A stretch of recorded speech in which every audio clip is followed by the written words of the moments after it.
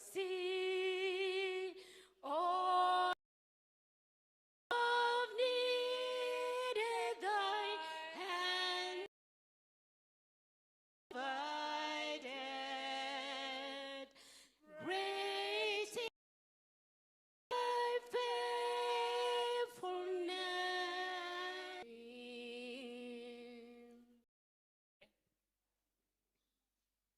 Dear Jesus, we come.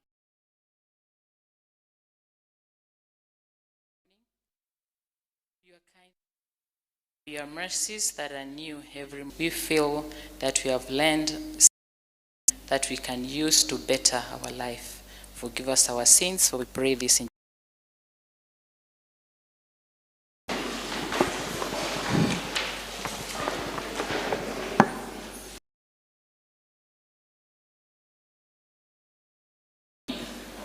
Mjamboni nyote.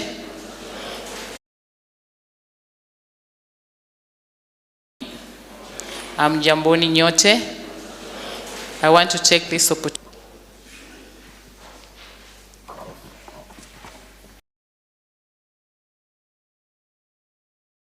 Thank you for giving us opportunity to start with God as we always do. With God.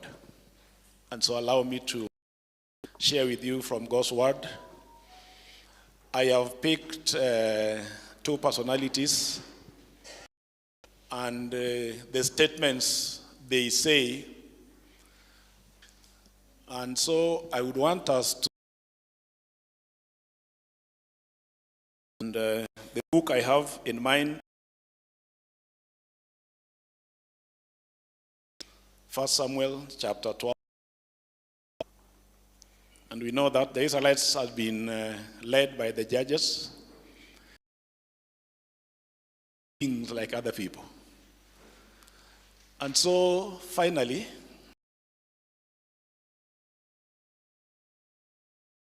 before being given Wembe,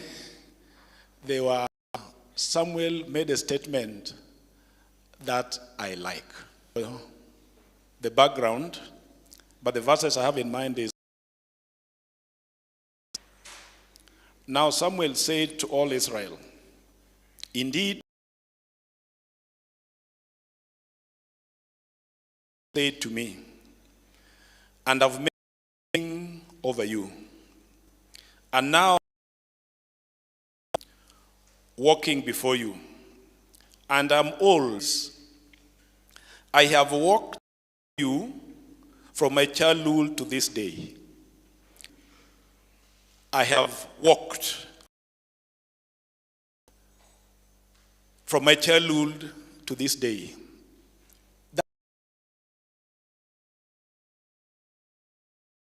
When we are young, we walk differently. We walk differently. When we are old, we walk differently. Degree, walk differently. When we have an office, when we have a professor, how do we behave?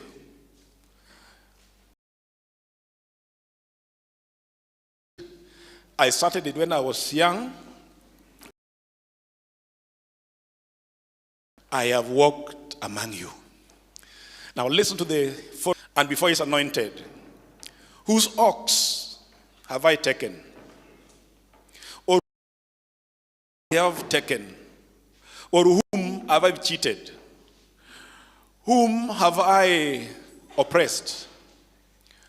Or from whose hand have I received any bribe with which to blind my eyes? Now, he said, here I am. I have. You now have a king. I'm exiting.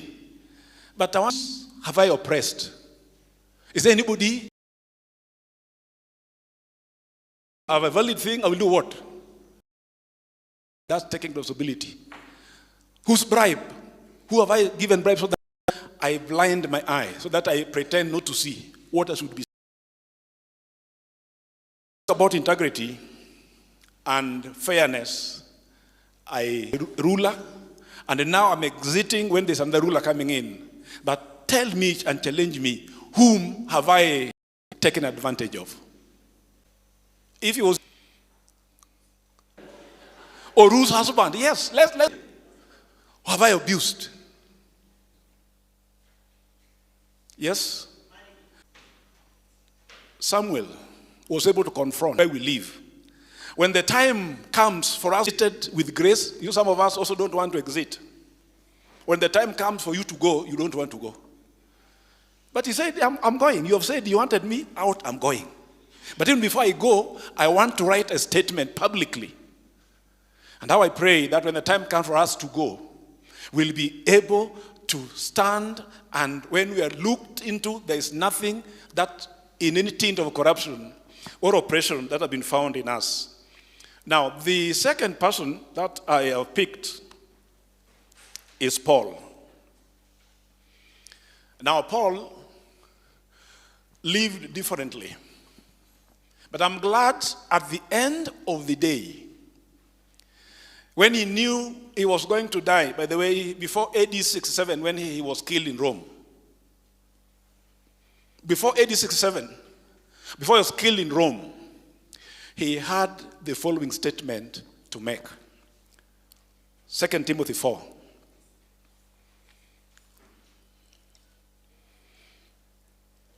I would want to start from verse 6 for the preamble. For I am already being poured out as a drink offering, and the time of my departure is at hand.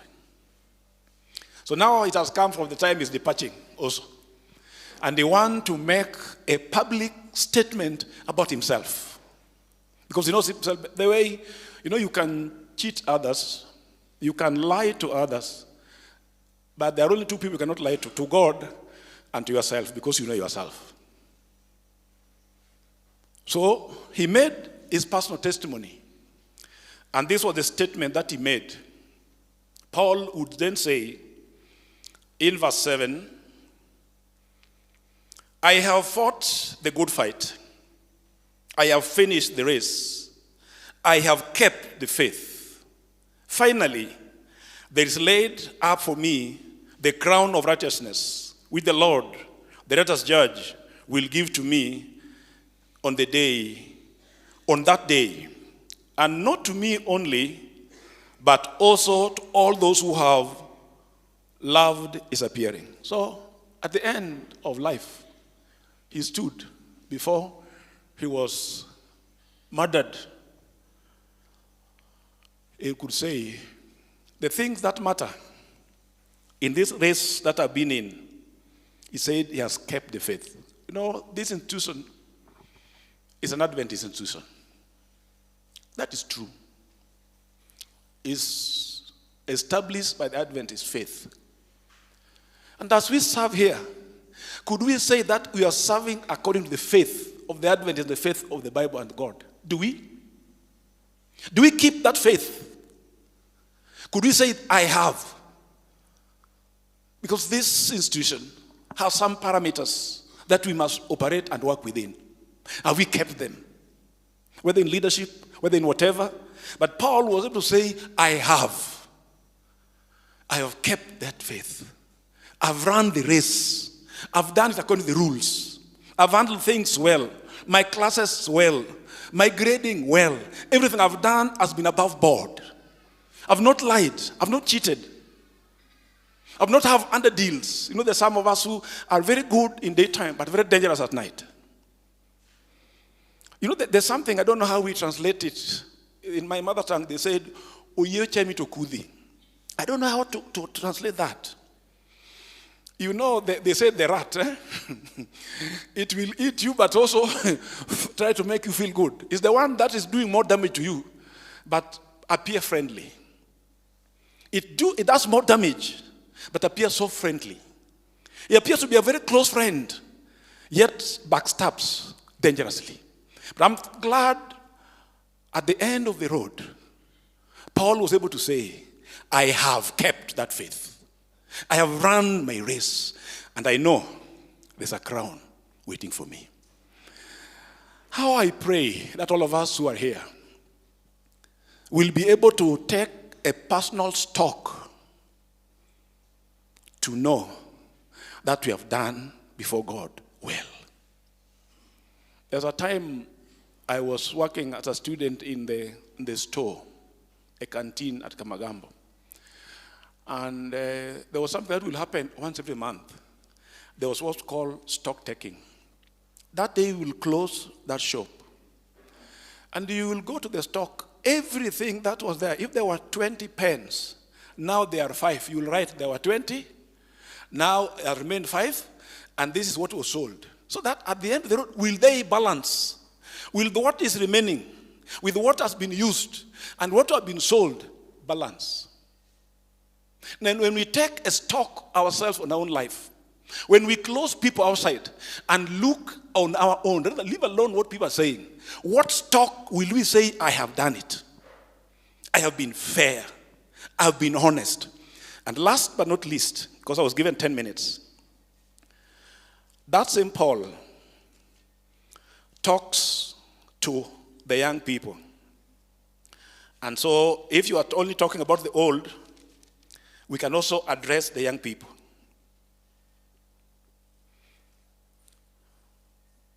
And so I want to check what he said to the young people. And I like what Paul says. At the end, he says, let no one despise your youth. Let no one despise your youth. Be an example. In every angle, be an example. Be clean. And so as we being lectured today about integrity and corruption, what I would call as number one is our own self-evaluation. Let's not look at people. That's okay. But when you do your self-evaluation, Samuel did it, Paul did it. Can you talk with confidence that I have done this? In whatever area of influence that God has placed us in the university called by his name, where we have given opportunity to serve, have we served well? Have we kept the time? Even of meetings. It's my prayer as we end this, that the Lord will be with us. The text that I told you, the young people, so that let's say, Pastor, which was it, is 1 Timothy chapter 4, verse 12. Let me now read. Thank you, senior. Let no one despise your youth, but be an example to the believers in word, in conduct, in love, in spirit, in faith, in purity, till I come. Now, I like that one. So that we become an example. Even the young people, not only old people are giving up, those are still there. And this is an exhortation.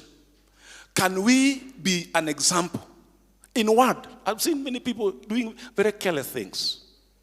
I've seen in my country here, people who are leaders who are using very bad language, very vulgar language against one another. But I'm seeing that trickling even in us here. Whereas people use very vulgar language. But Paul tells them, let's be honest.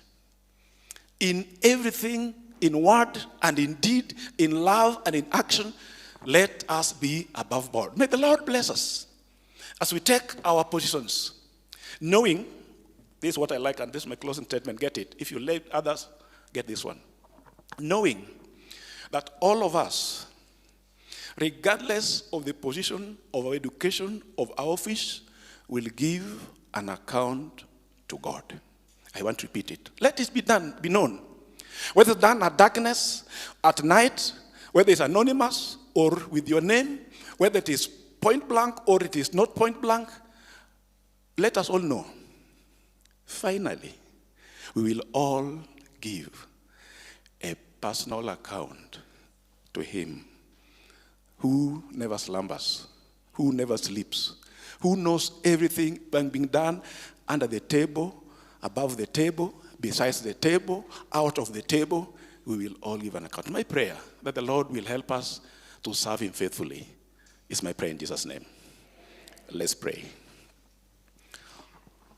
Loving Father, we thank you. We thank you for your word. We thank you for Samuel. He walked, and all through his ministry, he remained faithful, honest, without bias. We thank you for Paul. Even though the journey was bad, he ended it well, keeping the faith, running the race, and exhorting us to be an example in word, in deed, in spirit, in love, in every aspect of life. I pray for this university called by your name, that, Lord, you will be able to help us to do things right that will give you honor and glory. And may your name be lifted up forever, we pray in Jesus' name. Amen.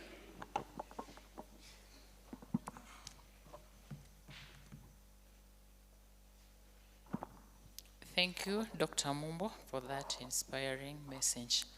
At this point, I want to respectfully welcome the Vice Chancellor, Professor Musafiri, to make his remarks and thereafter bring to us our guest. Thank you.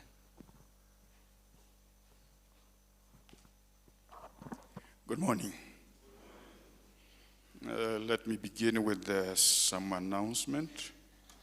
As we're all aware, we are approaching examination season. I would like to congratulate all members of academic staff who have already submitted their exams. We have some few in some departments. Until yesterday, for instance, in humanities, we had 66% of the papers submitted. I would request to urge you to finalize the preparation and submit the examination today.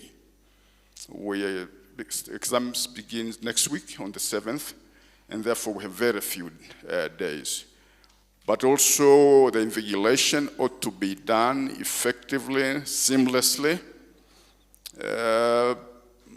We will have Senate on the 23rd, Senate for approving nursing program results.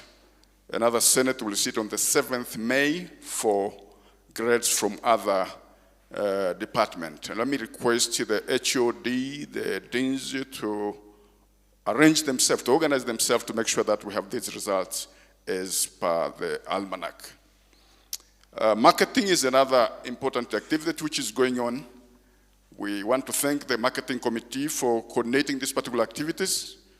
Let me urge department, HOD, to prepare some flyers, brochure, which are very specific for their programs. So marketing should also be spearheaded by department, academic department for various programs.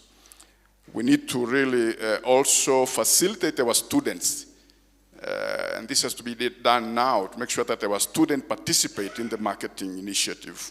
In-service pastors, again, we need to engage with them so that they support us in the marketing of our program. Now, DVCs who are here, I think DVCs are here. Mr. Michael Babb, Senior Officer, the Ethics and Anti-Corruption Commission, members of the University Management Board, members of the University Senate, UAB staff, academic staff and administrative staff, UAB Industries staff, staff from Baraton International School, staff from Jeremic Hospital. Ladies and gentlemen, good morning once again. It's my pleasure to welcome all of you to the seminar on ethics and corruption prevention in higher learning institutions. In a special way, I would like to welcome our facilitator for the day, Mr. Michael Babb. Mr. Michael Babb works with the Ethics and Anti-Corruption Commission, North Rift Valley region. He's a very busy person, and yet he was willing to spend the whole day with us if it were not for our tight schedule as we approach examination session. He has accepted to conduct another workshop for students, and I hope the DVC, Academic and Student Affairs, will organize this seminar. We are greatly honored to host Mr. Michael Babb, and we congratulate him for his zeal and dedication to promoting integrity in our society.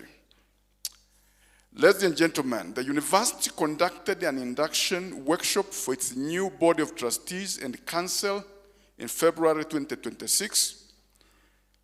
A presentation on ethics and corruption prevention done by Mr. Michael Babu was rated very high, and it steered a very constructive debate by members of Board of Trustees, Council, and members of the University Management Board. Following that successful engagement, it was thought prudent to organize this event, which now involves all university staff. At Marathon, we believe that true education must be grounded in integrity, accountability, and Christian principles. Corruption undermines these values and threatens the future of our institution and nations. Research on corruption in African universities shows patterns similar to global trends, but often intensified by resource constraints, governance challenges, and socio-economic pressures. Adventist universities emphasize ethics, discipline, and character. However, being religious does not eliminate corruption risks.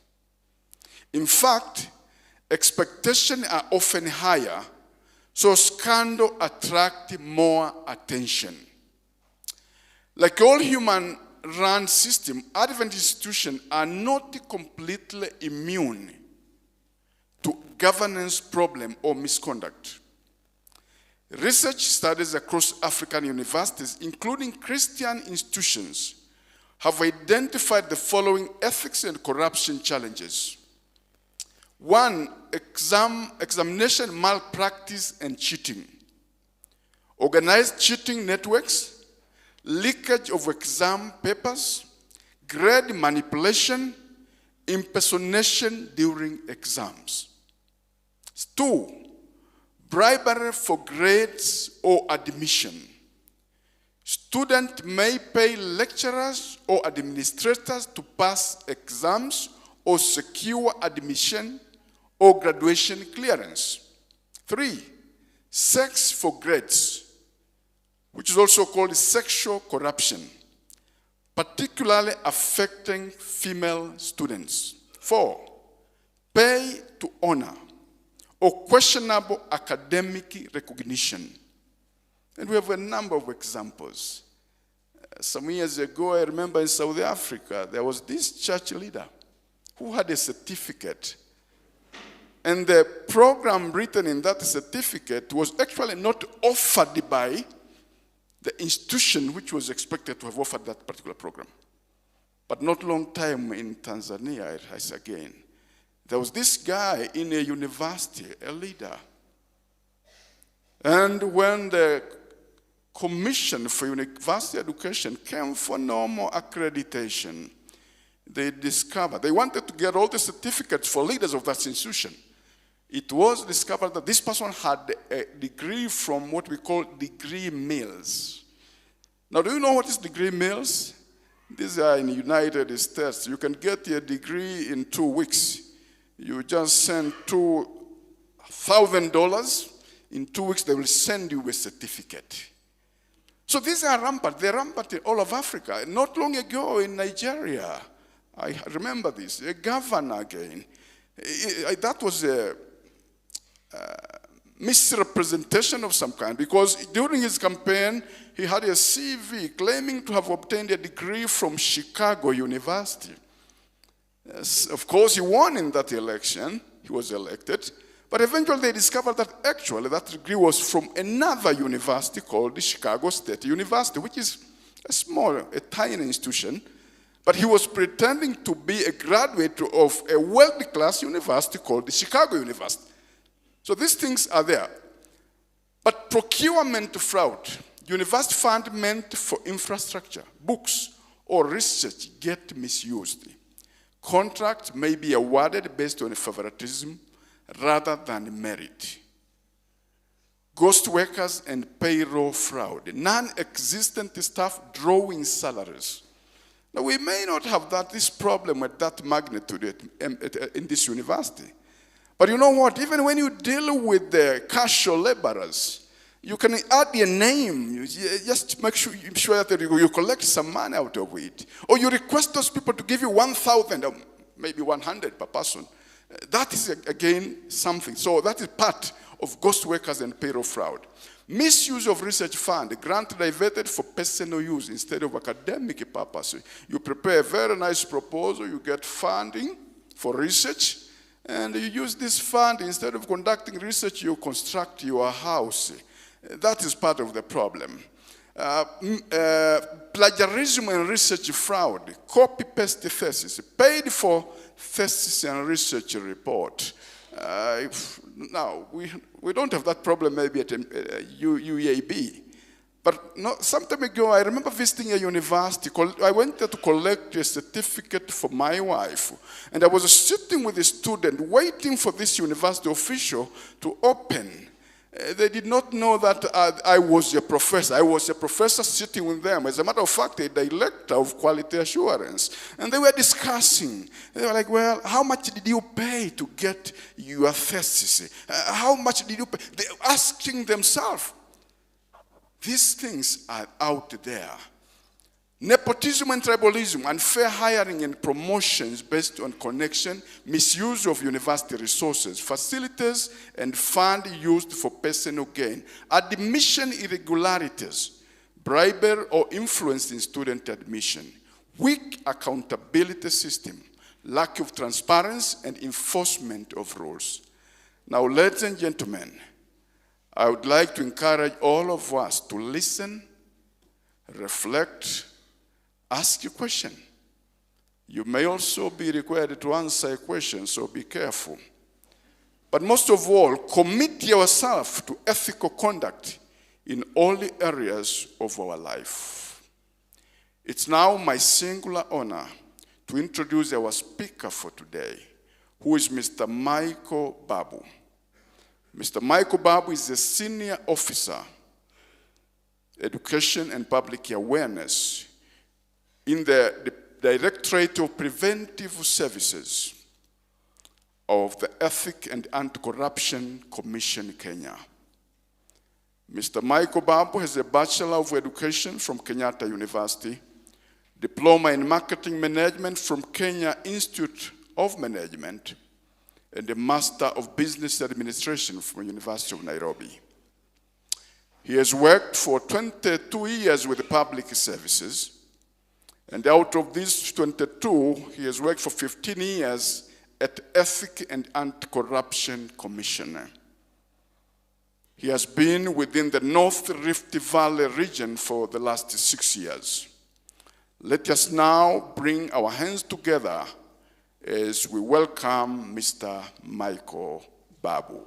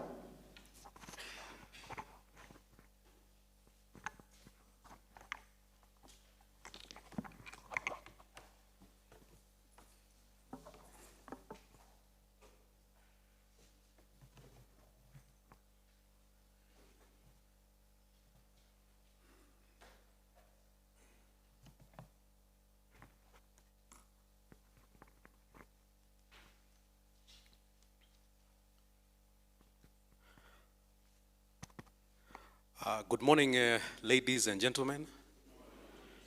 Good morning, my fellow Kenyans, my fellow Africans, my fellow Christians. Good morning again. My name is Michael Babu. I work with an institution by the name Ethics and Anti-Corruption Commission. As Professor Msafiri had alluded to, I'm a senior officer with the EACC in the Directorate of Corruption Prevention, but currently based in the North Rift Regional Office. The EACC has 11 regional offices. So the North Rift Region Office, based in Eldoret, covers 6 counties, all the way from Nandi, Uasin Gishu, Trans Nzoia, West Pokot, all the way to Turkana. So today is my privilege to be here. I happened to be here, I think, in February to speak to the top management, the council. And let me commend management, because one way of preventing corruption is how you institutionalize corruption prevention by cascading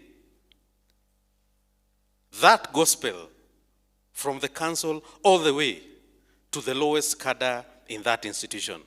If this gospel of ethics and integrity can also be able to reach the students, I think it will be beneficial for your students. Apart from the credentials, the certificates, having an educated Kenyan who is of integrity, I think is even more beneficial to the nation, isn't it? So my presentation this morning, I will be looking at ethics and corruption prevention in a higher learning institution, is members of staff. I will speak on the mandate of Ethics and Anti-Corruption Commission.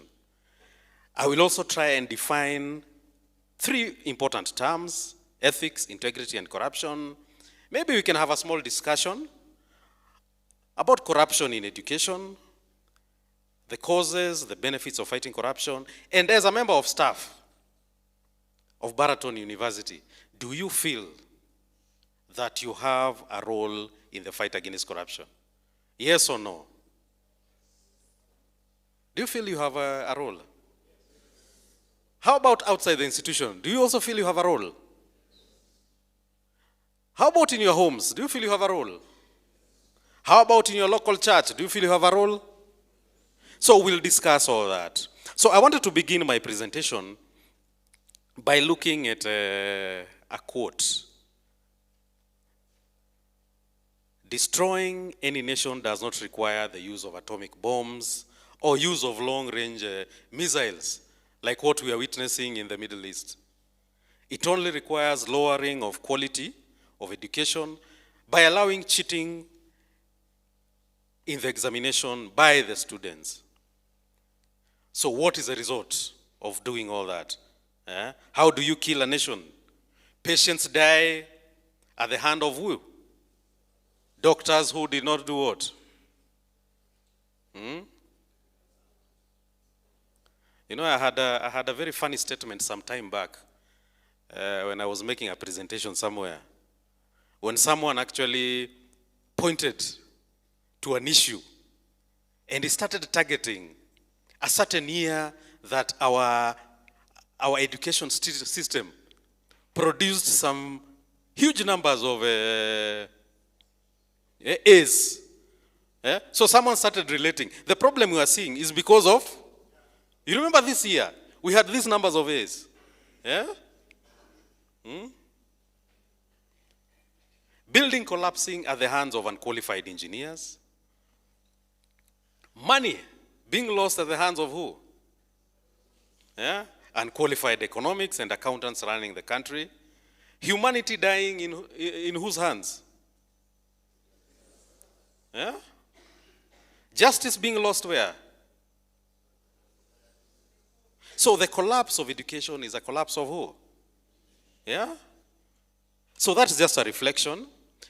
In my introduction, corruption and unethical practices remain a serious problem and a serious challenge facing many countries, including which country?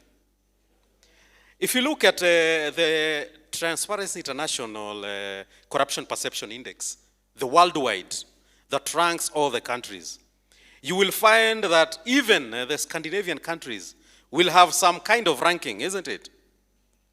But everyone keeps on asking, why are we ranking the lowest? African countries, South American countries, why do they rank the lowest in some of these rankings? And you'll find that the reason is, it's not that there's no corruption, even in Europe. Our problem is the extent and the magnitude of corruption, isn't it? We're getting to a point where I myself as a Kenyan, there's some figures that are becoming, they're literally becoming acceptable. 10 billion has been lost. Yeah? Billions are being lost. 2 billion being lost a day. Yeah? Someone even tried calculating how many zeros are there in 1 billion. Yeah? So in our Kenyan context, corruption weakens both public and private sector investments, like Baraton universities. Corruption slows economic growth, contributes to the political instability and insecurity that we are all witnessing. It undermines effective service delivery and it erodes what? Public trust in many institutions, including institutions of higher learning, isn't it? So institutions, especially institutions of higher learning, play a very critical role in providing essential services to citizens, and their effectiveness depends on this term called what? Integrity and transparency, isn't it? Yeah. So corruption is more than just the misuse of a public resource. It is goes further than that. A systemic problem that erodes institutions, limits development, and erodes trust in the government, isn't it? So corruption in education, does it have any impact in education? Yeah. If you look at Article 53 of our Constitution and the SDG goal, especially number 4, ensuring inclusive and equitable quality education and promotion of lifelong learning opportunities for all, you'll find corruption even affects us as a country achieving both our constitutional aspiration and also the SDG goals, isn't it? So let me start by looking at the mandate of EACC. EACC is both a creation of an Act of Parliament and also Chapter 6 of the Constitution, mandated to combat and prevent corruption, economic crimes, and unethical conduct in Kenya through, number 1, law enforcement. There are laws that have been enacted in this country to help in the fight against corruption, help us in the fight against economic crime and matters ethics. So through law enforcement, we are able to deter corruption by enforcing those laws. The second mandate of corruption, the EACC, is corruption prevention. We also have a mandate on public education, promotions of standards and practices in ethics, integrity, and anti-corruption. So if you look at law enforcement, what do we do in terms of law enforcement? EACC is an investigative agency that receives reports from Kenyans, from many sources. And through investigations, we are able to forward the recommendations, the evidence, the witness statements to the DPP, the Director of Public Prosecution, for commencement to the courts for adjudication. We are also mandated under law enforcement to asset trace and recover assets that we believe were acquired through corruption prevention. Another way of law enforcement is the disruption of corruption networks. Undercover operations on matters bribery, because of the nature of bribery, you have to do undercover operations, and ethics enforcement. The Leadership and Integrity Act, which is a product of Chapter 6 of the Constitution, gave EACC powers to enforce the Leadership and Integrity Act. So right now, as we speak, violations of ethics are actually enforceable. On corruption prevention, EACC does systems reviews, corruption risk assessment, and examination of processes and procedures in many public institutions, and providing them a report on recommendations on how they can seal these corruption loopholes. On public education and awareness, like what we are doing today, I think even as an institution, we support the biblical view that people perish for lack of what? Per lack of knowledge, isn't it? Yeah? Education helps you learn and learn, or even relearn what you have forgotten on matters, ethics and integrity. So under public education and awareness, we do a lot of trainings, a lot of sensitization. We use the media to reach to members of the public. And most importantly, we promote the establishment of integrity clubs in institutions of learning, all the way from primary, secondary, to universities, and even TVET institutions. The integrity clubs become a forum for institutions to engage in matters values, matters integrity, so that this conversation or this dialogue on matters ethics integrity is also a matter of discussion in the schools. The challenge we're having with integrity clubs, you cannot force students to be members. So we rely on institutions to create that interest so that institutions start and promote the sustenance of integrity clubs in institutions of learning, including universities. So our last mandate is the promotion of standards and practices in ethics and integrity, where we do a lot of advisories, a lot of caution, a lot of notices, and also on matters integrity verification. We handle the issue of self-declaration what? Forms. When you're looking for elective position, when you're looking for promotion, when you're looking for employment, the so-called ESCC clearance is what we call the self-declaration form. So that is the mandate of ESCC, the institution to which I'm presenting today. So let's start by the first term. Do we all understand what ethics is and how ethics relates to you as an employee of Baraton University? So the word ethics comes from the Greek word ethos, meaning what? Initially it was meant to mean character, isn't it? Yeah? Your character portrays your ethics, isn't it? Yeah? What Plato and Aristotle were speaking about, what we ought to do, isn't it?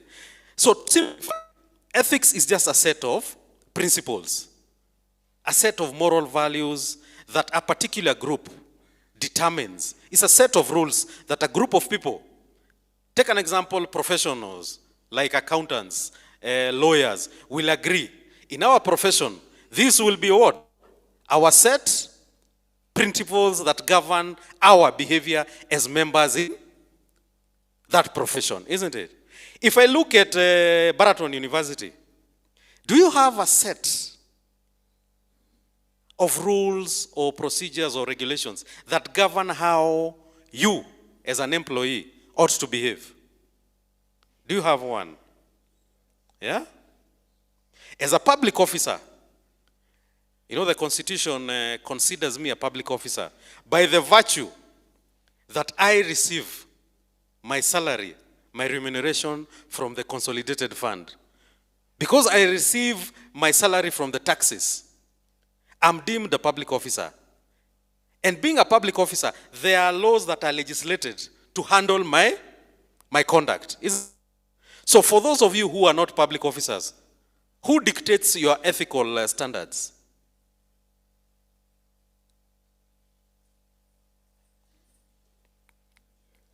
Yeah? I would understand a student reporting on the first day as a first year. Some of the documents that maybe he's issued is a code of what? Code of rules and regulation. So long as you'll be a student in Baraton, you will follow one or two or three, isn't it? How about members of staff? When you're employed, are you issued with a document that details your code of conduct so long as you'll be a member of staff here? What's the name of that document? What's the name of that document? You know, this is also an indicator of What's the name of that document? Yes? The employees? The employees handbook, isn't it? Who are working for the national government. Our code of conduct is regulated by a law.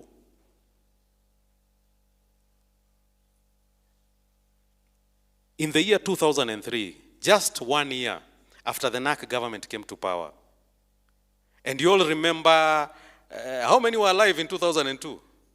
By show of hands. Yeah? So you are in this country, isn't it? So when NAC government came in 2002, they were coming in on a lot of reforms, isn't it? Trying to correct a lot of issues that had happened in the previous regime, isn't it? And one of the solutions to a lot of problems was what was called the legislative override. Coming up with laws to actually do what? Deal with the issues. One issue was corruption. Let us come up with a law to deal with corruption. But another issue was the public officers and the way they used to conduct themselves in the previous regime. That is why a law by the name the Public Officer Ethics Act of 2003 was enacted so that all public officers, our conduct is defined by the Public Officer Ethics Act. The law has been repealed. The law has been repealed. It is no longer in existence because two other laws, the Leadership and Integrity Act of 2012 and now the new law, the Conflict of Interest Act, dictates the conduct of the public officer. How we report to work, how we supposed to deal with members of the public, how we are supposed to handle gifts given on official duty, how we are supposed to handle basic things like doing harambees in office. Are they allowed in a government office? Are we allowed to do public collection in issues of political neutrality? So I would imagine even your code of conduct will dictate all that, isn't it? Including even a serious issue like conflict of interest, where your personal interest is conflicting or appearing to conflict with the interest of Baraton University, isn't it? Which interest should override? Yours or the university? Yeah? You are recruiting new employees. Whose interest should override? Baraton or yours? The university wants to procure. Whose interest should override? Your interest or the interest of the university? And that is where the matter of conflict of interest appears. That's where the conflict appears, isn't it? So on matters ethics, I will use Martin Luther King's quote that morality cannot be legislated, isn't it? The right and wrong as human beings, the way we view it, you cannot legislate faith, isn't it? Yeah? But behavior can be what? You can regulate behavior. Judicial decrees may not change the heart, but they can restrain who? The heartless, isn't it? Behavior can be regulated.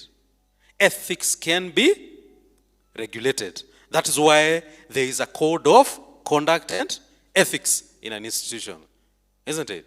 So that is what ethics is all about. If you look at integrity, I think one of the most abused words. Are you a man of integrity? Yes. Are you an institution of integrity? Yes. But what is integrity? So integrity comes from the Latin word, integras, meaning what? The wholeness, the completeness, the uprightness. Are you a man or woman of integrity? Yes, I am. Are you a complete person?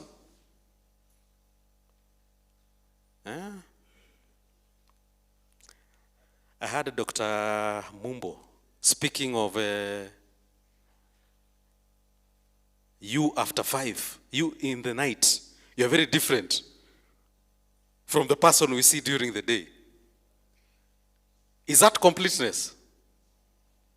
Is that completeness? If you look at our constitution, chapter 6 of our constitution, that introduced this term integrity, that introduced this concept of integrity. And if you look at now the result of now what we are calling chapter 6 requirements. Can you fulfill these requirements so that we know you're a person of what? We are employing you, you're coming with all your credentials, but can we know you're a person of integrity? So what are these chapter 6 requirements? To gauge your completeness.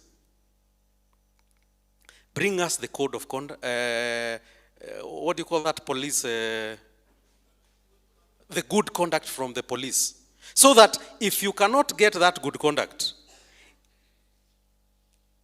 it is a say on your integrity. Can you bring us the CRB clearance? That information from CRB on how you manage your financial integrity says something about your completeness. Can you bring us your HELB? Can you bring us that ESCC document? Can you bring us this other document? All these requirements are meant to check the wholeness of you. Baba alikuwa anasema kuwa mweupe kama nini? Kama pamba. There is nothing that is tainting your whiteness, the completeness. The dictionary definition, quality, state of being complete. You are undivided. The same person we are seeing today at 11 o'clock is the same person I will see at 11 at night. You are the same person. The completeness. So integrity is characterized by strong moral principle. Demonstrated by what? Consistency. If you are honest here, you're also honest at night. You're also honest at home. You're also honest in your rural area. You're not just honest in Baraton University. Consistency of values, consistency of method, consistency of expectation, consistency of outcomes. So when we talk about even the institutional integrity, forget about the members of staff. Are your systems of integrity, are they consistent in their actions? That when you examine this month and you examine next month, it is the same standard.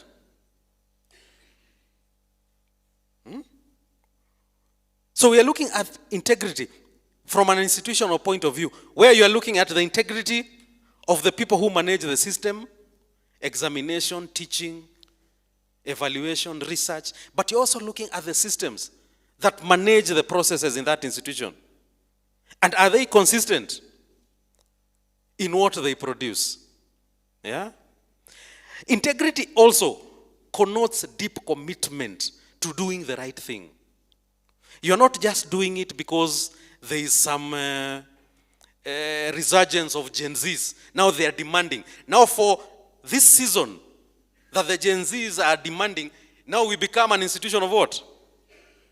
Integrity is a matter of what? Commitment, isn't it?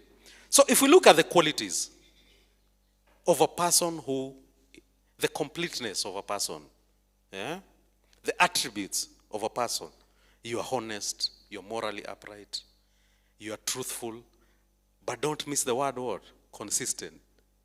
You are truthful here, but you're also truthful at home. You are fair in your home, you are fair in your institution, you are fair in your church, you're objective, self-discipline, self-control. Are these the fruit of the Holy Spirit? What am I? But you get the concept, isn't it? The qualities, the attributes, courage. Courage to say no. Courage to correct where you've seen, where you've seen something going wrong, isn't it? Trustworthiness and steadfastness of principle behavior.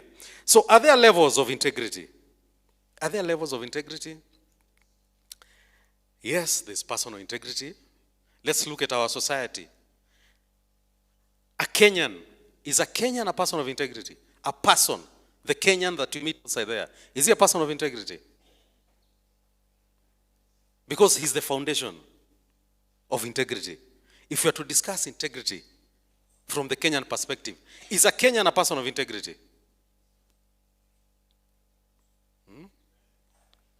When you ask Professor here, Professor Msafiri, the perception of even Tanzanians to Kenyans, when we are going through their country. That perception of a Kenyan. Are we people of integrity?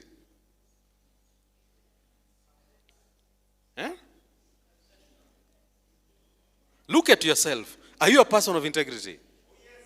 How you drive? How you queue? How you even queue? Waiting for food. Look at that Kenyan. How he drives. Because I believe even integrity is an aspect of what? There has to be an aspect of patience. You are fair. You came late, so those who came before you. You are at the buffet. The university has organized 40 sausages for 40 participants. Why are you eating 3? Why are you eating 3? You've gone to the washroom. You've gone to the washroom. You've gone to the washroom. The way you're wasting towels there. Because you did not buy. It is not yours. But inside your house, you will not have wasted. You not have wasted that tissue. In your house, you take 1 cup of sugar. But because it is free, in this workshop, you're taking 6. Are we people of integrity? Is a Kenyan common man a person of integrity? Look at how he votes. What he considers when he votes. Does he put integrity first? The integrity of that person who? Those are level of the integrity. That person. Let us come to the professionals in our country. Those who have gone to school, they are now accountants, are now procurement officers. Are they people of integrity? Because behind every corruption scandal, you cannot miss who? You cannot miss a professional. Either the accountant. Let us come to the institutions. Do we have institutions of integrity? Our Kenya Police, our Kenya Power, our Kenya this, our Kenya that. Are they institutions of integrity? Then let us go to our society. Back at home, are we societies that value integrity? Back at home. So when you add all those levels of integrity, you make a country. And that is why the Transparency International can be able to even give a ranking of which country is perceived more corrupt than the other. Because when you go to Scandinavian countries and you compare them with us, starting with the individual, he's a person of what? Integrity. When you move to the professionals running the institutions, integrity. When you come to institutional integrity, their police service, their power services, their hospitals, institutions of what? Then you come to the whole society and how it values the threshold of integrity. You can actually see there's a what? There's a big difference, isn't it? So is there any relationship? Is there any relationship between ethics and integrity? One feeds on the other.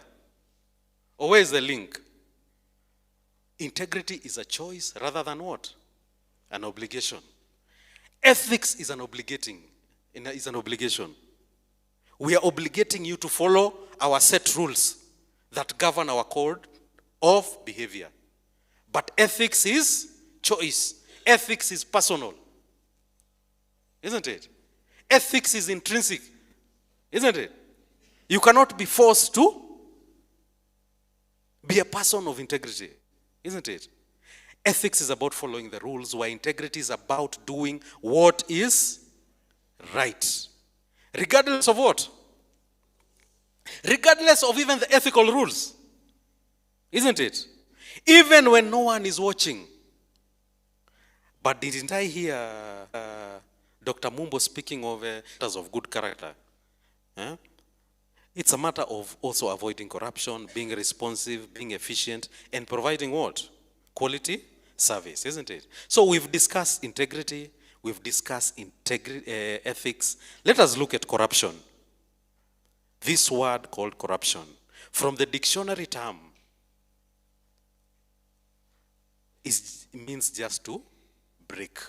You can break morals, you can break systems, you can break values. So corruption is just breaking. But there are people who have tried to explain this thing. If you look at the World Bank, what is corruption? Abuse of office for personal gain. Abusing the office that you hold. For whose gain?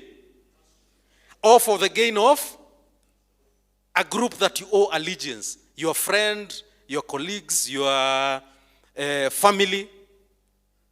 Look at Transparency International. Abuse of entrusted what? The job that you do is something that you have been entrusted with. Isn't it? The job that you do, isn't it something that you've been entrusted? Yeah? So abusing that entrusted power for a private gain, according to Transparency, that is corruption. If you look at Olusegun Obasanjo, the former president of Nigeria, he even went further. That corruption is the misuse of public office for what? An advantage, an act of omission or commission in your employment, resulting in what? A loss or even a disadvantage to your employer and a private gain to you or people associated with you. If you look at what we were discussing, conflict of interest, your personal interest is conflicting with the interest of the institution.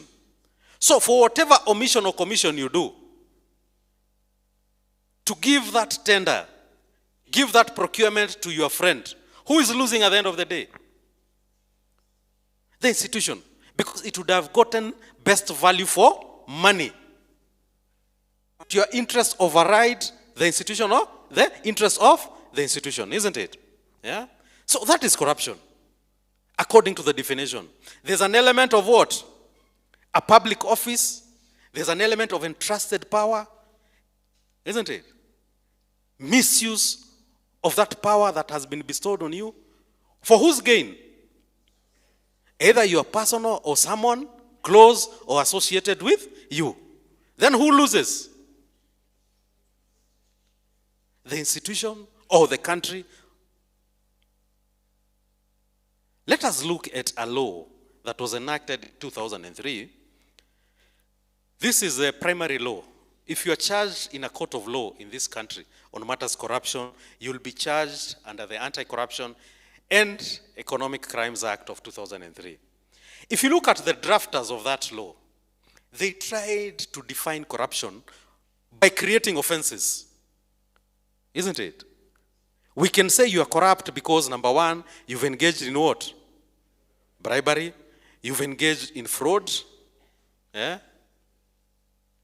You've embezzled in misappropriation of public funds. You have abused what? Your office is dictated by clear-cut procedures and policies and practices. You went against all that. You went against all that to benefit someone or benefit yourself. The breach of trust. Your office is created on an aspect of trust. Unlawfully acquisition of what? Public resource. But in your context, you are unlawfully acquiring a resource meant for the institution, isn't it? Conflict of interest. Issues of bid rigging. Where the institution wants to procure, but you are making the level playing field very unequal. Creating instances of bid rigging. Payment of substandard and defective goods and services. Paying for undelivered goods. What we call paying for air. You're paying for air. In the national government, that amounts to an economic crime. Dealing with suspect property, conspiring, colluding, all those words to engage in a corruption offense amounts to a corruption offense. So that's how the law even looks at corruption. There are others who have tried to explain corruption. There's a professor called Klitgard who came up with a formula that for corruption to exist in a department, in an institution, someone must be monopolizing the process. There is an aspect of monopoly. One person is doing everything. The institution has not tried to segregate duties. Yeah? The moment you have someone monopolizing a process, there's a high chance corruption will do what? Will thrive there. Isn't it? Yeah? So according to that professor, the moment there is monopoly, there is discretion. The way this person operates, nothing is limiting his powers.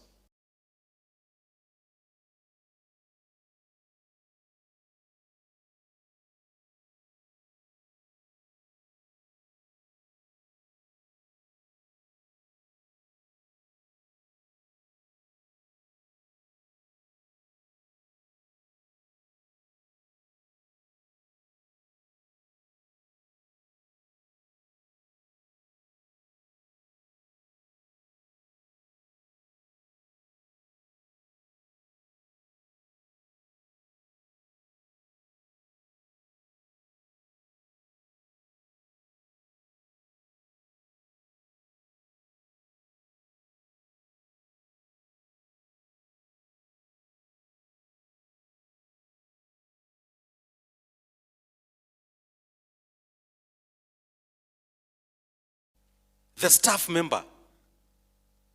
So he came up with a triangle, what he was calling the fraud triangle. And in this triangle, at the top there, he had pressure. Then he had opportunity and rationalization. So for corruption to occur, according to Donald Creasy, number one was pressure, which could be financial pressures at home. You're overambitious, you're too materialistic. So you're coming to work already as an individual with a lot of what? Life pressures. Yeah? You went and added a second wife. Yeah? Yeah? Now there's a lot of what? Yeah? You've decided to upgrade yourself. You're driving a Guzzler that is eating half of your salary. Yeah? Mama back at home, he's also adding pressure. The kind of school you're educating, he wants you to move the kids from that school. So if you don't check your own pressure, and you come to work in an institution where there is opportunity for corruption, what do you need in that triangle? You just need rationalization, how you view corruption for you to commit a corruption incident. You already have pressure from home. There is opportunity where you work. The institution has not put in safeguards. Yeah? There's weak oversight, weak control. Yeah? There's no transparency, no accountability where you work. You have pressure from home. What do you need? How you view corruption. How you justify corruption. How you justify unethical behavior. Isn't it? Even in the national government, wanaiba. Hata kwa county they are stealing. Isn't it? I heard someone saying, the church mouse eats where? In the church. So where do you expect me to eat? I will eat in Baraton. I cannot go eat in ESCC. Si mmesikia yoyote? Urefu ni wa Mungu, unono ni wa kujitafutia. The way you rationalize corruption, the way you rationalize unethical behavior. And this is where this sensitization actually help a lot. They help to, in matters rationalization, so that you see corruption for what it is. From the biblical perspective, is corruption a good thing or a bad thing? Yeah? How does it speak on corruption? How does it speak on bribe, even bribe itself? Bribe blinds. There are many examples even from the Bible itself on matters corruption, isn't it? Yeah? So in order to justify my point, EACC conducts what we call National Ethics and Corruption Surveys every year. So last year,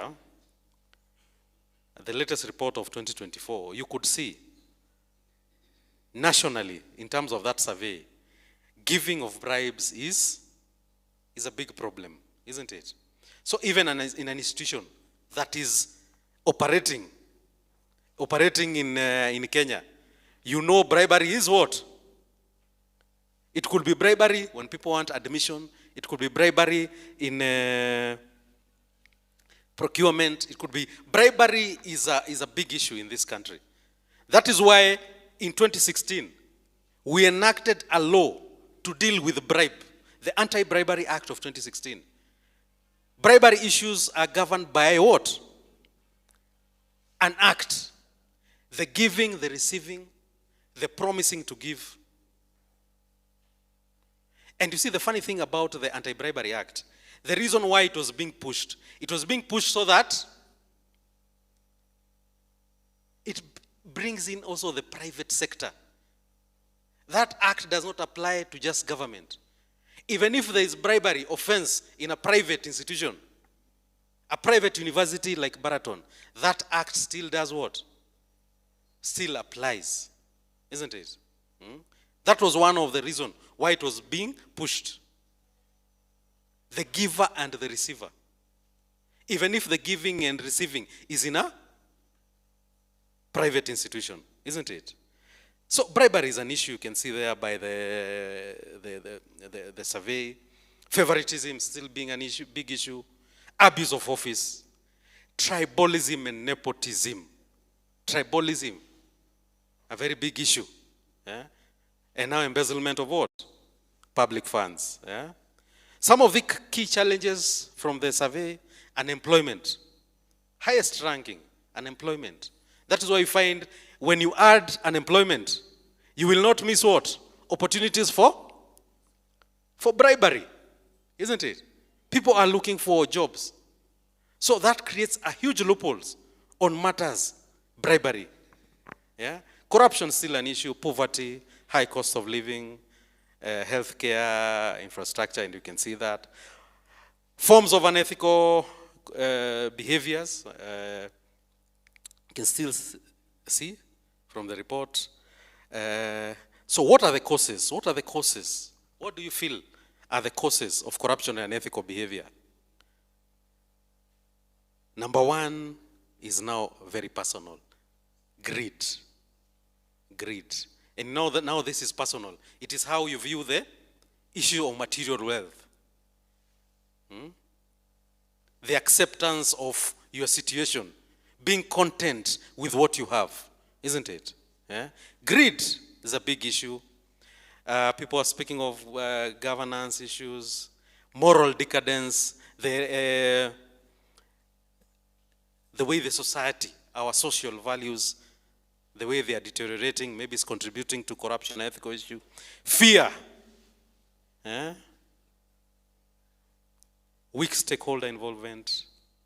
Our managers who are managing our institutions, when they set a wrong tone at the top, becomes very hard to stop corruption at some cadres, isn't it?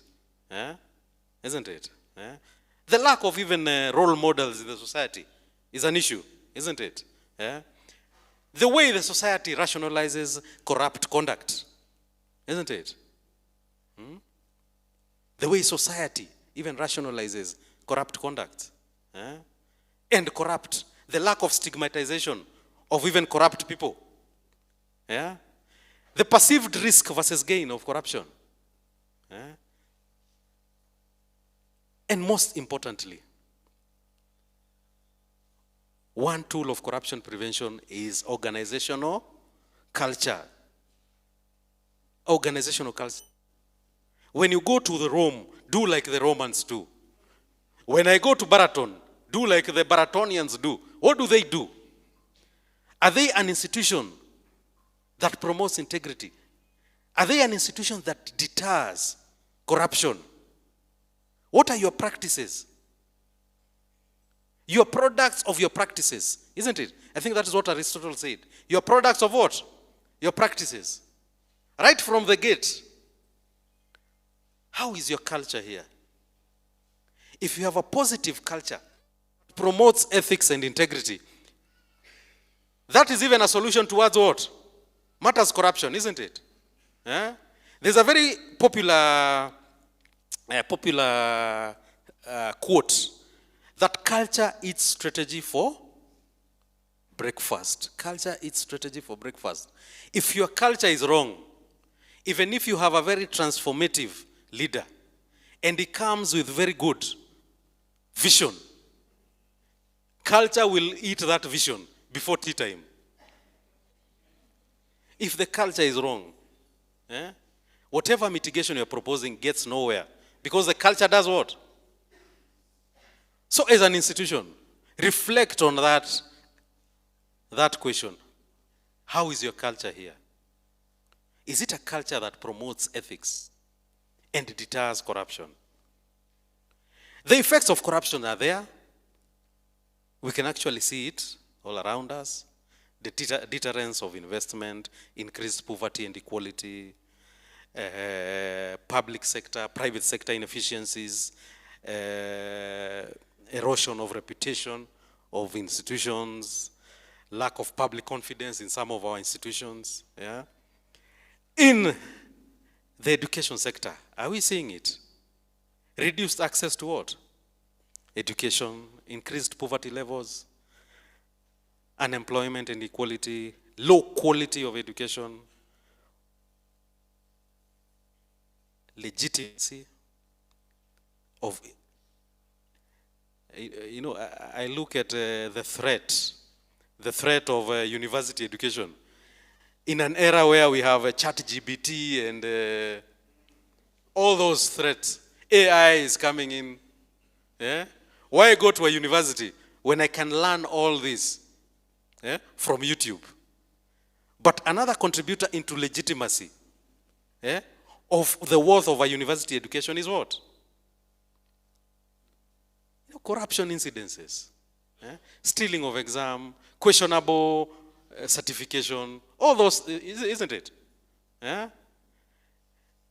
Corruption, big consequence. Corruption ruins the reputation of what? Institutions, including universities, isn't it? So if you look at just a pointer to the speech by the VC, if you look at some of the corruption ethical practices in university, some prone areas, accreditation, student admissions, teaching. Last week we were doing I was helping an institution do something we call corruption risk assessment. I don't know if you do corruption risk assessment in your institution. As a private university, do you evaluate risks as opportunities that affect your operation? Yeah? In the national government, the push started around 2009. Even the Public Finance Management Act adopted risk management, isn't it? There are many risks that affect the operations of an university. One is corruption. So what ESCC does, we teach institutions, train institutions to do corruption risk assessment and develop something we call the corruption risk mitigation plan. So under performance contracting, public institutions, every end of quarter, they report to ESCC on how they implement their corruption risk mitigation plan.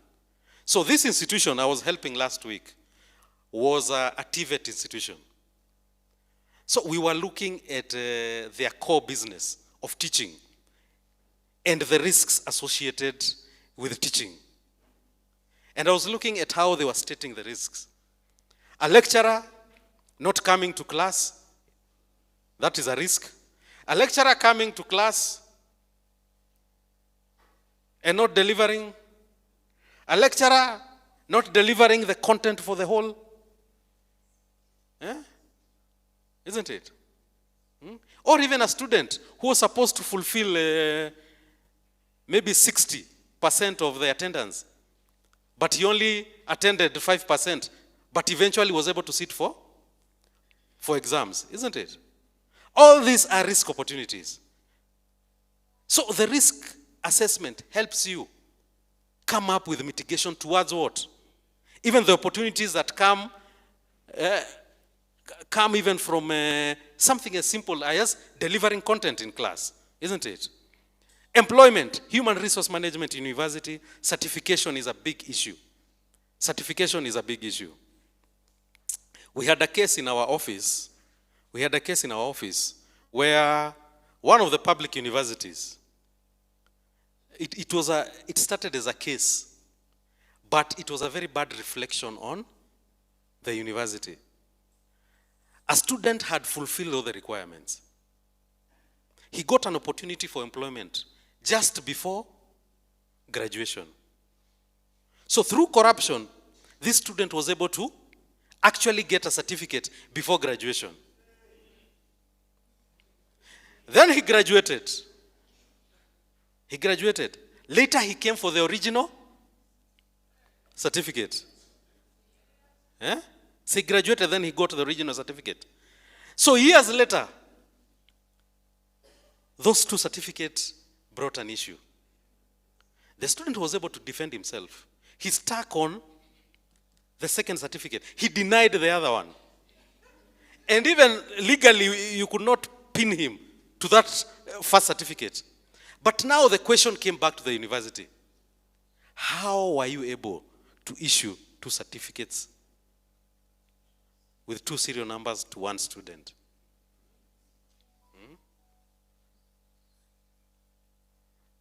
Now that case started reflecting bad on the institution. Forget about the student who has left, has employment now, and he has gone. Isn't it? Serious loophole in certification. What the VC was talking about. How we do research. Fake research, isn't it? People did not go to the field. You are supposed to have issued this number of questionnaires. Only 2 were filled. The data analysis was very fake, very imaginative. What is published? The way institutions manage their money. A very big problem, especially in public universities. Procurement is still an issue. If you look at the academic side of corruption, the academic dishonesty, the cheating in examination. Funny thing, the institution I was last week, a TVET institution, before we started the whole process, we did a courtesy call to the principal of that institution. When we got there was already a scandal of exam leaking that morning. Remember now we are going to the principal for courtesy call so that he comes and opens the workshop. He could not. The level of panic because of what? An incident of leakage on an exam that is not internal. It's an exam that is being done, I think, nationwide. Cheating is still an issue. Leaking of examination questions, plagiarism still an issue. I remember there was a German minister who was found to have plagiarized almost 25 years back. And it became an issue because the society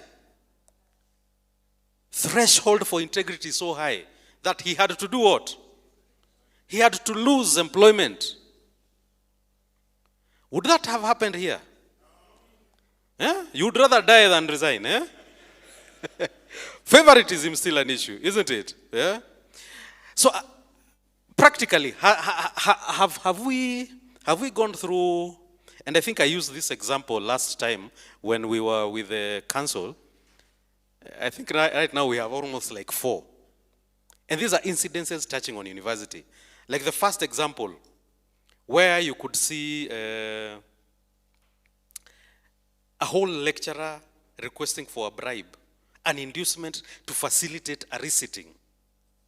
A practical example happening. A case that actually went to court and a fine was issued to the lecturer.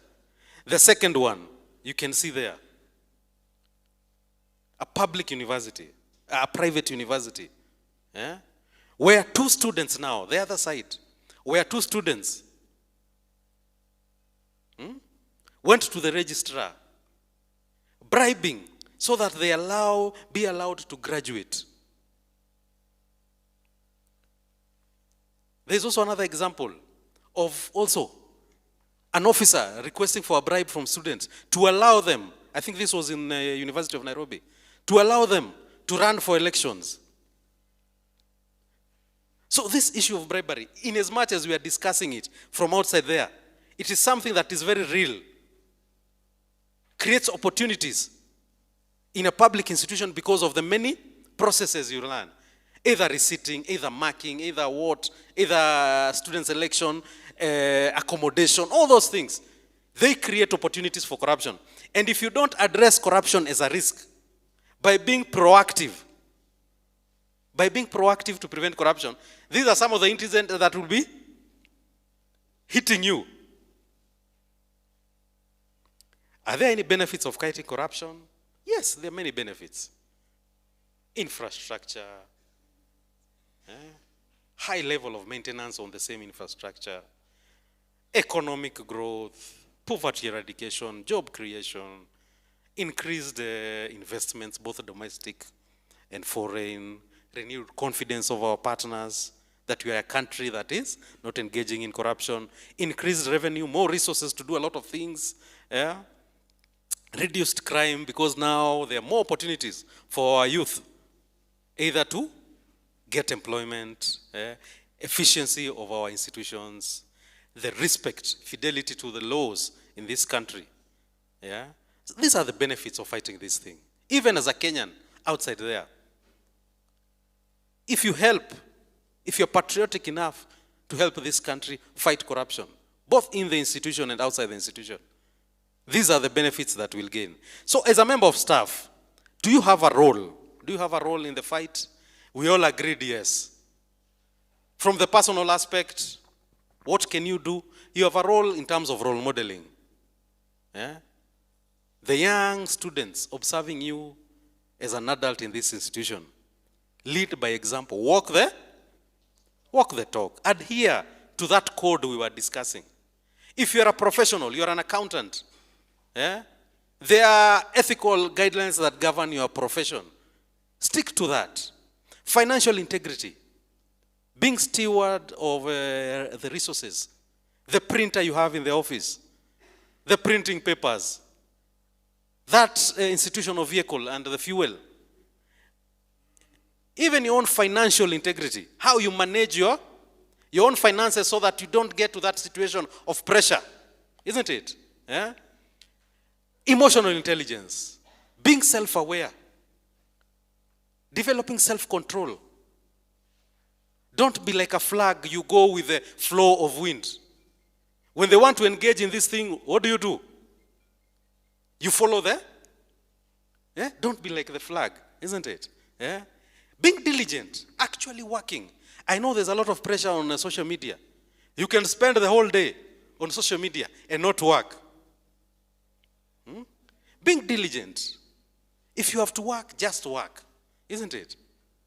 Culture, what I was discussing. Are you spending a lot of time on gossips? What happened yesterday on social media? Where you're spending almost 1 hour discussing politics. Chagwa said this, Nani said that, who responded to who. Taking 2 hours just discussing politics. Being diligent, acting well, actually working when you're supposed to do what? Work. Servant leadership. Being service-oriented. You are here to serve. You have a role in education, role modeling, mentoring. Preach. Talk about the evils of corruption if you get an opportunity. What we've learned here today, cascade even to those who are not here today. Isn't it? Communicate. I know this institution has a lot of policies. regulations and all that. Communicate about that if even your colleague has forgotten. Law enforcement can actually work to deter behavior. Those who engage in unethical issues in the institution, report. Correct when you see things going wrong, isn't it? Encourage the institution to deal with some cases that you observe. You have a role, isn't it? So in conclusion, you can institutionalize ethics in integrity in your operation, enhance your governance. Remember what we are discussing, your system. Strengthen your accreditation process, support ICT solutions. They help a lot, anti-plagiarism, all those things. Institutionalize corruption prevention strategies. In national government, we are pushing, which is a requirement that every institution must have a corruption prevention committee. The head of that institution becomes the chair, and HODs become members of that committee. And every quarter they must meet just to discuss matters ethics and corruption. Integrity assurance officers. The same way you have quality assurance officers. In national government, you have integrity assurance officers who are trained by EACC. Their job is to assure there's integrity of that institution by becoming the technical expertise, advisors to management on matters corruption. Conducting corruption risk assessment, where you are being proactive to corruption. You're not waiting to react to corruption happening, isn't it? Harnessing powers of professional association, professional institutions to help in your organization, isn't it? So my parting shot, there are two quotes here. One is by Nelson Mandela, that education is a great engine of personal development. Through education is where a daughter of peasant becomes who? The son of a mine worker becomes the head of that mine.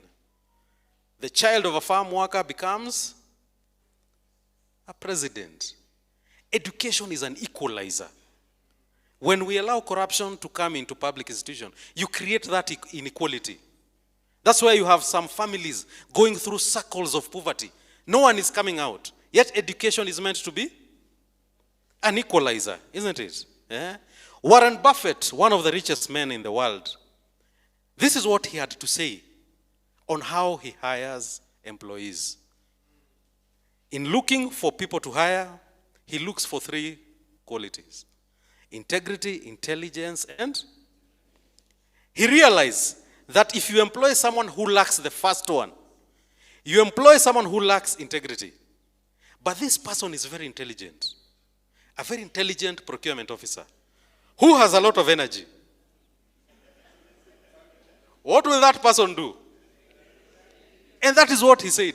They will kill your institution. They went to school, they're very intelligent, they understand all the procedures. They're very energetic, they have all the time. Maybe it's these young Gen Zs who are coming from school, very energetic. But what did they lack? Integrity, because integrity was not even an issue when they were going through school. Isn't it? Those young men will kill your institution. Yeah? So let me end by the so-called 7 deadly sins by Mahatma Gandhi. Wealth without, and you can see it around. The young wash, the young forex boys. Pleasure without what? Knowledge without. Very educated students, highly skilled students, without character, without ethics, without integrity. Business without. Science without. Very good science students, but lack humanity. Use their education even to kill and destroy. Worship without. Politics without. Thank you very much for listening to me.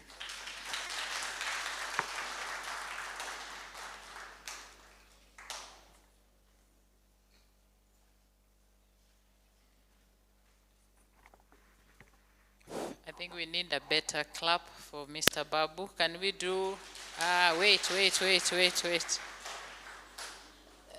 Let's do the Nyayo one. 1, 2, 3, 1, 2, 3, 1, 2, 3. Let's go.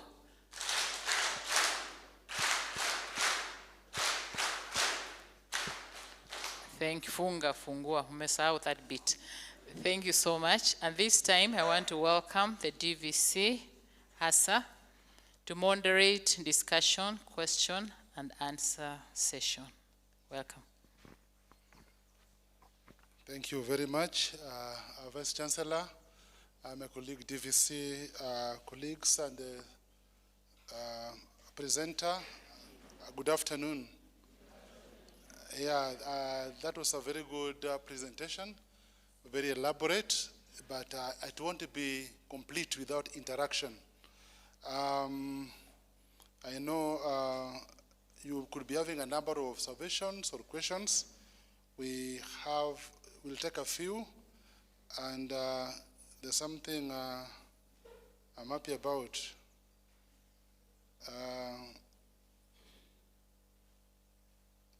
When you set exams when you want, corruption. So the deadline had been set, isn't it? You don't set exam at the right time, corruption. You process results when you want, corruption. Man eateth where worketh, corruption. So we have a number. But I would like to begin by asking our presenter the first question. Do you also experience corruption at EACA? And if so, how do you deal with it? That is my first question. Now I would invite our colleagues now maybe to pose questions. There's our first one there. Hey, and there are many. Brother Babu now, you can see. Yeah. So we'll have our first question from that end. Yes. And please, let's try to be brief because of time. Thank you. Thank you so much for the presentation. My question would be, how will EACC come in mostly in private institutions? There are cases, and mostly within the church. We expect the church to be the eye of the society, but we know today that is not the case. So when there are cases of corruption, some of these things that you have listed here, recovery of assets, if our money has been used by somebody to benefit personally, how can we recover these assets? The other thing is the security. When, corruption has a lot of danger in it, because if I was to report maybe my friend, then I can be harmed. If I reported anonymously, how is my safety guaranteed? That I will also want you to answer. Does EACC come in that aspect? The other aspect is the process of hiring. If maybe as a body of workers, we are probably not very happy in how process of hiring has not been done.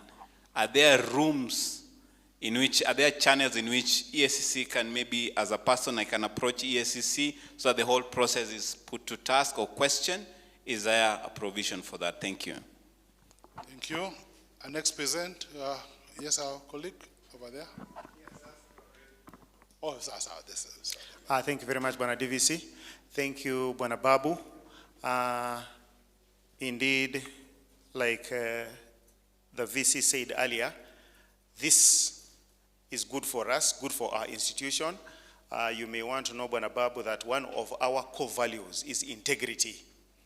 Like Brother Abuto has said, really, as a church institution, your EACC officials should be coming here to benchmark and pick ideas from here. Unfortunately, we have to invite you to tell us about integrity, which we are supposed to stand for.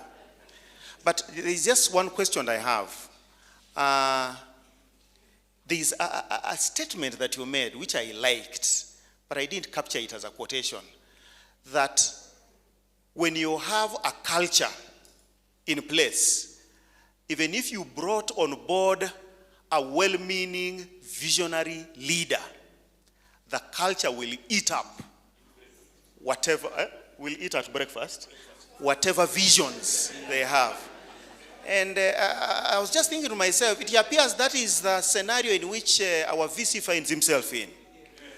How can that tide be turned around? How can the Vice Chancellor, for example, stop that culture? Thank you. Gender, any lady? Oh, here, we have, you come to this end kindly, please.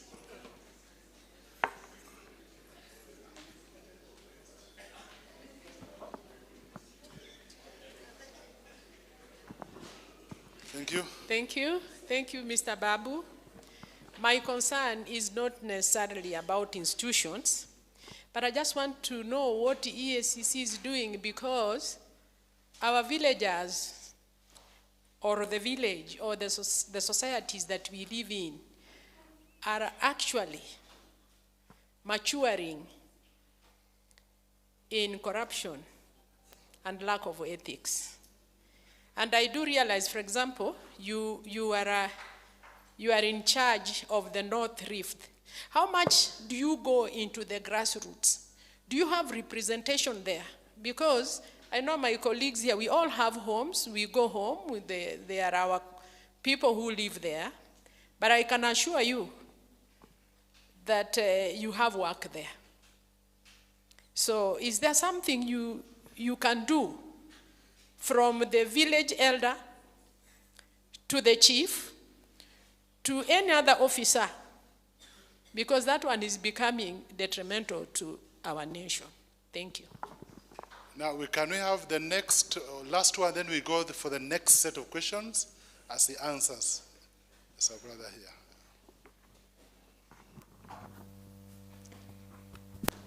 Yeah, thank you, our main facilitator, for this arrangement, and we also thank the university for the arrangement. I come from Uganda. Matters of integrity, corruption have been discussed over years, but it is like I don't see much progress. I have reflected on this matter. It is like we have a leadership void, a cultural void, and in matters of education, we never have a curriculum as such which teaches these things. Do you see a possibility of addressing these critical areas so that there is some kind of an organized way of developing leaders who believe in integrity? Because it is not easy to fight corruption with leaders who are not anti-corrupt. So is there a way of developing a well-organized curriculum to address cultural gaps, educational gaps, and leadership gaps? Thank you. Okay, thank you very much. We can hold on. You could respond to the first 5, then we shall take another round of questions. Thank you.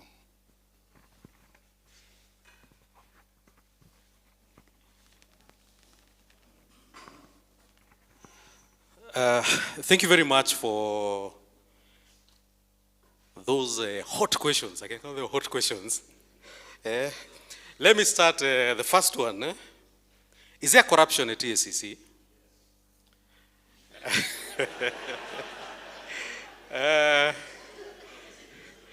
EACC recruits from the society, meaning that we can actually recruit the corrupt Kenyans, isn't it?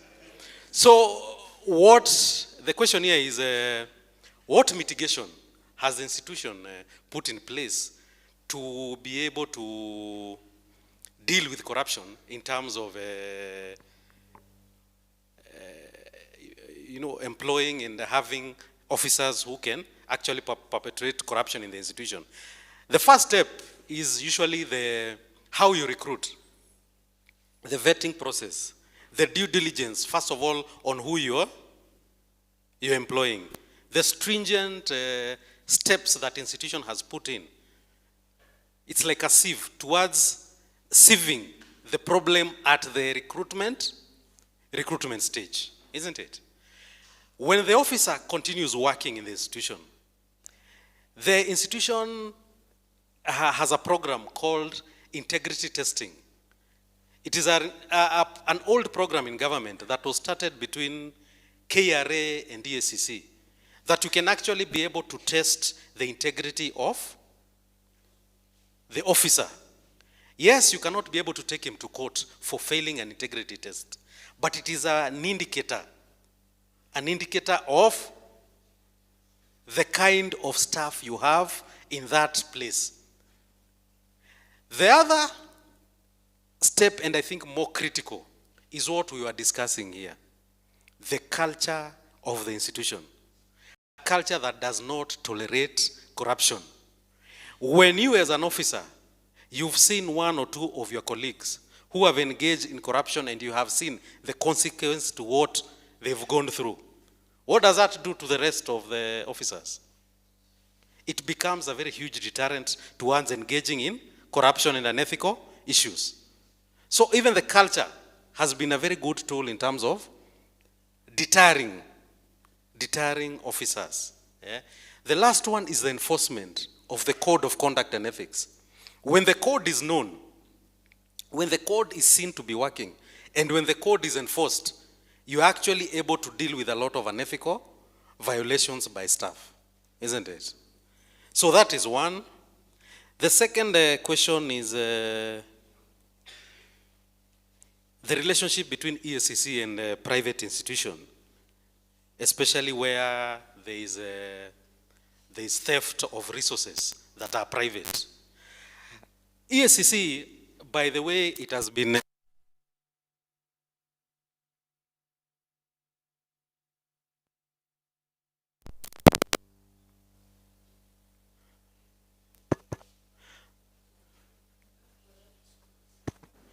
I think I'm audible enough.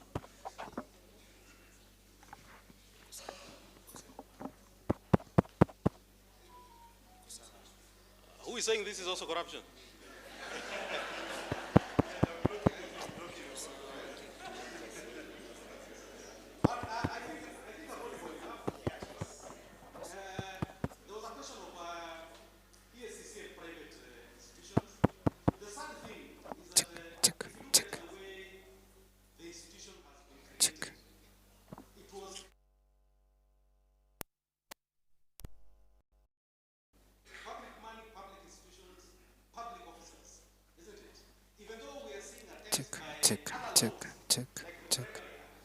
Check. 1, 2. Check. Equal up. Check.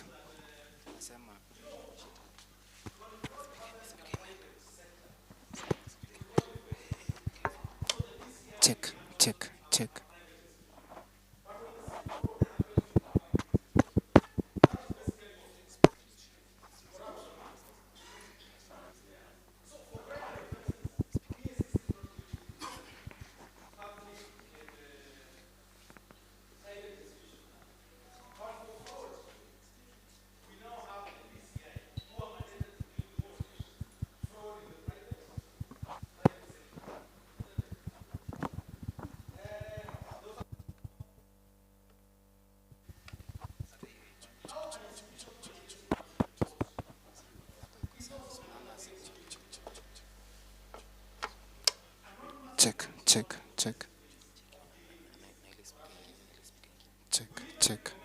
1, 2.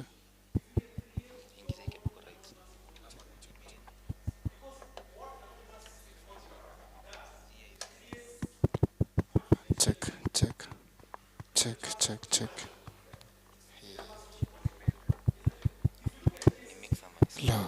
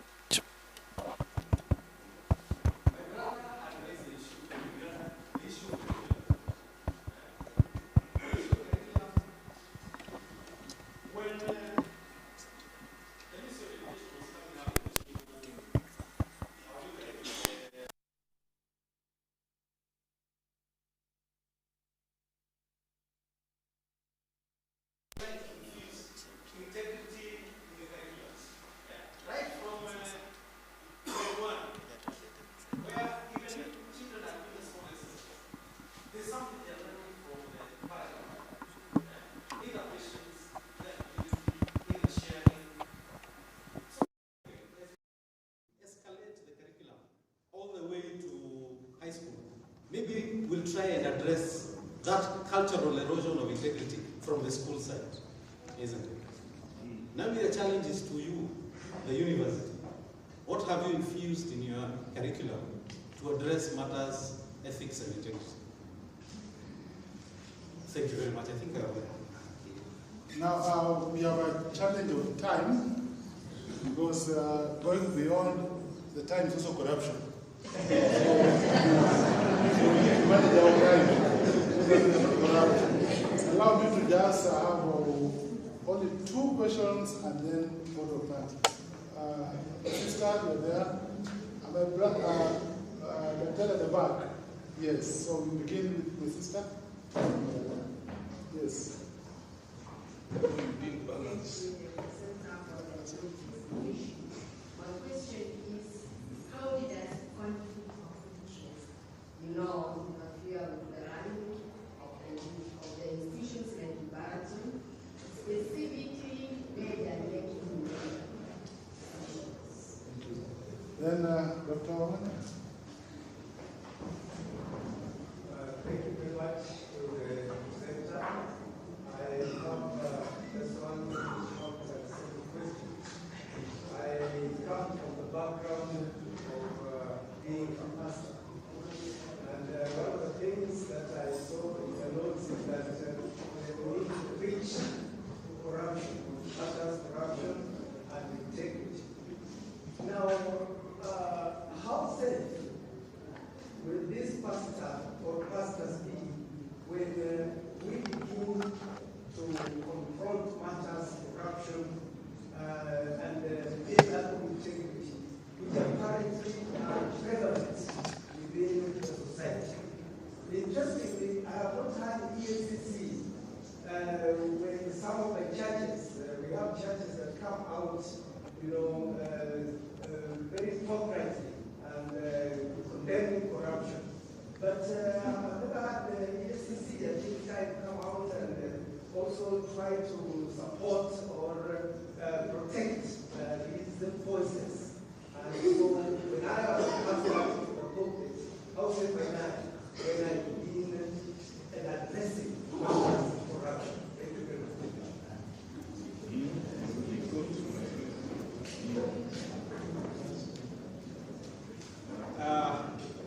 To answer, Madam had raised a very good question on conflict of interest.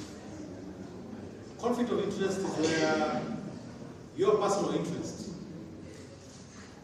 is conflicting or appearing to conflict with the interest of your institution, isn't it? If I can use the law, especially now that we've enacted a new law on conflict of interest. If you look at the conflict of interest, the way it has been drafted, by the way, Madam, the first offense that this law has created is the conflict of interest in decision making. They've made it an offense. Yeah? That when you sit as a team to make a decision, it can actually raise conflict of interest. So what the law has done, it has given you 2 instances. Number 1 is the aspect of recusal. I'm in a recruitment meeting where we're recruiting. I've just discovered that one of the being shortlisted is someone close to me, isn't it? Or whatever we are discussing is something very close to me. The law is allowing you to recuse yourself. Recusing and leaving the meeting, so that the meeting continues without you. By recusal, it has to be by evidence that you are actually mentioned in the what? The recusal is in the minutes of the meeting, isn't it? The law even goes further by creating something called the conflict of interest register. You don't just recuse and leave. You have to fill in the conflict of interest register, isn't it? That conflict of interest register is even a tool to help a public officer. So that when someone raises even an issue of perceived conflict of interest, I can use the register to defend myself. I was aware, I registered that interest, I recused myself and left the meeting, isn't it? So, madam, even for conflict of interest, the new law, it has actually taken into consideration there can be conflict of interest when you're making decisions. So what do? You wake up, state it, let it be recorded in the minutes, recuse yourself from the process. And I don't know in the private sector if now you have a conflict of interest register where you register the interest. I don't know if I've answered you. Yes. Yes. Now the last one, this one I'm even unable to. Coming from an institution that we've had two chairs from the religious sector, Archbishop Obukala from the SCK, and now the current chair, a former pastor, Oginde from the CITAM. I don't know how I'll even answer. Yeah?